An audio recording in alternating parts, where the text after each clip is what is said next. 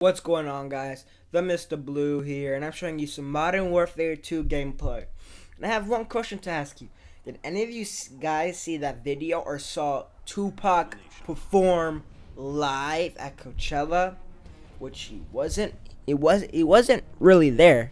Actually, matter of fact, people think it was a hologram. And I was realistic looking of that moonwalking hologram of his. It was a great performance, and I got the chills running through my body when I saw it. But then I was going on Google, and I saw this big-ass topic come up, and it said Tupac's hologram wasn't actually a hologram. Oh, Tupac, you duped us once again. It turns out that the squealing hologram burning its way across Coachella and the entire internet was an actual hologram at all. Just a reflection using a 19th century magician's trick. For those who thought the immediately chiseled rendition of Tupac was based on some sort of old footage, more disappointment. Rolling Stone reports the rapper was a CGI. But at least it was a good expensive CGI. Damn. Created by Hollywood special effects studio Digital Domain. Hollywood spending millions and thousands of millions of dollars on this stuff. Don't get me wrong, it's awesome, but they got so much money. And Digital Domain, they worked on films such as The Curious Case of Benjamin Button, Tron, and X-Men First Class. The total price, actually, instead of like talking about thousands and millions, it was somewhere between $100,000 and $400,000, and it did really pay off. It really did. Other than that weird super abs, occasional unintentional moonwalking, he's like sliding across the stage, and the performance's finale where Tupac vanishes in a burst of light. The whole thing was plenty realistic with all the weed and ecstasy throbbing through Coachella. There were probably a good number of fans who actually thought they were witnessing a reincarnation. So, the firm behind the display actually project Pac on stage. It calls him a hologram, but hologram he is not. It's a fancy reflection technique called Pepper's Ghost, named after a mid-19th century optics researcher, John Pepper. Yeah, John Pepper. That's his name. Funny name, but it's actually kind of funny. But I like it. It's a funny, actually kind of funny name, huh? Yeah, that makes sense. But I like it. So it's some 19th century. The trick is based on the fact that glass is both transparent and reflective, meaning it's possible with the right angles to bounce a picture off of that appears to be floating in air. But it's not. It's just stuck on an expensive freaking screen. Tupac, he's totally 2D. It's an impressive show when done on a Coachella scale, but it's not Princess Leia action. This might explain why AV Concepts and Dr. Dre's manager both refused to speak about the tech behind Tupac's exhumation until after this weekend's Coachella performances, where presumably more holograms will be trotted out. Fingers crossed for George Harrison and a Big L Hollow mashup. I can't wait to see that. Don't you just all the technology they have? But honestly, if you haven't watched the video, you literally have to go watch it. The song that he performs is Hail Mary. Now, this was an amazing performance. Snoop Dogg was right beside him. I heard Dr. Dre's voice, but I didn't see him in the entire video at all. Now they plan on expanding it, meaning they're gonna probably do live concerts of this digital hologram of Tupac. I wish I was there to see it. I really did. I'm actually, I don't know if they're doing it again, but I know there's a Coachella, all the way in Palm Springs, in California.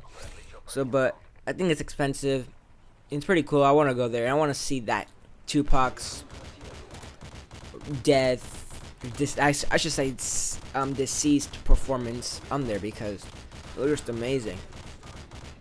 Now, well, what I think they did is, you can totally tell that's animated, but you know how they create like video games and they have that black suit on with those little white things, spheres I should say, on them, and they start moving around. I think that's how they did it, but that whole vanishing concept, when he just stood there and just vanished, was just a picture.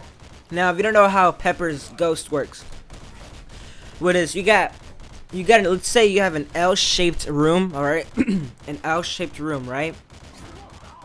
What you want to do is, you place a glass, like, right between that corner that makes it go up or sideways.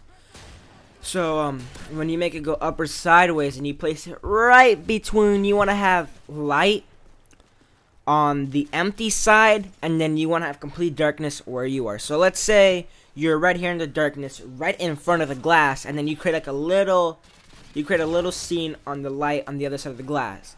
And once you close it, or once you shut everything off, you will appear on the other side of the glass. That's how Pepper's ghost works. You appear on the other side of the glass, and you can make yourself disappear or see-through, transparent. Now that's how most like Disney movies and all that stuff, that's how they do it. And it's actually a pretty cool concept to try. So you might want to try it out if you can. It's probably gonna be expensive, or you don't have to do it humanly. You could get like a nice shoebox and get like a short piece of glass cheap for like $1, maybe more, and do it yourself and create a little scene. That'd be a pretty cool high school project to show Pepper's ghost. So, you know, if your teacher asks you, hey, where'd you get this concept? And you say, I got the concept from the Tupac's Coachella performance, because they used Pepper's ghost. Now, the guy who created it, his name is John Henry Pepper. That's just hilarious, really. I really like that name. I really do. Also, I want to talk about is LeBron James. Now, so far, he's what? I think he's number 2 now for MVP race, because he's literally less than a point away from getting passing Kevin Durant. He's only 0.7 points away. When I mean 0.7, that means because he's averaging 27.1 points per game, but Kevin Durant's averaging 27.8. And against the New Jersey Nets, it was looking like a loss. I was actually kind of disappointed, right? But then, like at the last 5 minutes, LeBron James just unleashed his rage and just scored 17 straight points in less than 5 minutes. You know, it was just an amazing, and that's why I truly believe LeBron James is the best player in the league. You could disagree with me all you want, but no one's gonna ever change my mind. I think he's the best player in the entire league. You know, haters are gonna hate, but this guy is a nice dude who gives away shoes and to little kids at his home court. And this dude is a nice dude. He never trash talks. He's always giving advice to the other teammates. And even when he loses, he still handshakes the other team. He's a good sportsmanship. He's a good defensive player. So haters gonna hate. You could say he has no rings, but you need a team to win a ring and teammate chemistry, guys. That's all I'm gonna say to end this conversation, guys. LeBron James, best. This is the Mr. Blue Peoples, and I'm out. Hope you have a nice day, have a nice night, whenever you're watching this, and peace.